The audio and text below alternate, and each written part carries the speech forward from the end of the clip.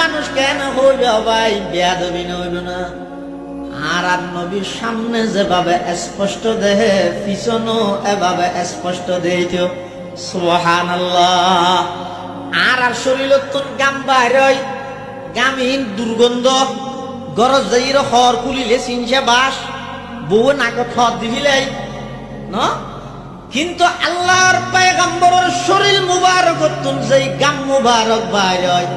যারা সাহাবায়ে কেরামল আছিল নবীর প্রকৃত আশিক ইতারা নিজে বর্ণনা করি যে আল্লাহর পয়গম্বরের গাম মুবারকতন মেশকে আম্বরের চাইতেও বেশি খুশবু বাড়ে আর মতো মানুষ ন হয় কোনদিন শুধু আই নয় পুরা দেওবন্দি হন উলামায়ে কেরামলে আর নবীরে আর মতো সাধারণ মানুষ হই না হওয়া যায় আল্লাহর ওয়াস্তে বড় মোহাব্বত করি হইও অবাই অনন্য বুঝন দিয়ান অনদোষ নয় আর দোষ আয় অনরে বুঝাইতে ন জানিলাম ইয়ান আল্লাহ অনারে শাস্তি দেন খোদার কসম দেওবন্দি হন উলামায়ে কেরামলে আর নবীরে সাধারণ মানুষ ন হয় কি হইয়ে দে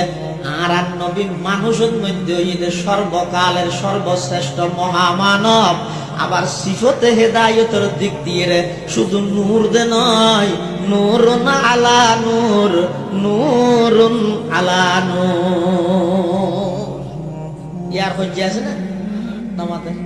ইয়ার নবীর আর সাধারণ মানুষ হইনি রব না অসাধারণ মহামানব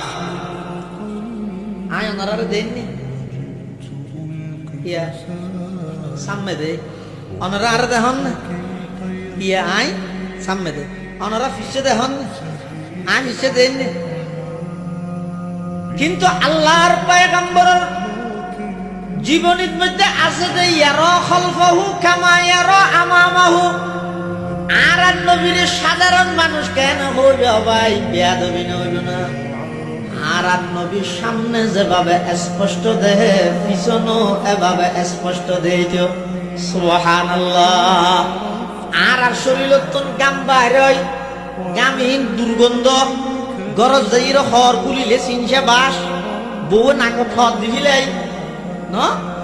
কিন্তু আল্লাহর পয়গম্বরের শরীর মুবারকতন যেই গাম মুবারক বাইরই যারা সাহাবায়ে কেরামল আছিল নবীর প্রকৃত আশিক ইতারা নিজে বর্ণনা করি যে আল্লাহর পয়গম্বরের গাম মুবারকতন মেশকে আম্বরের চাইতেও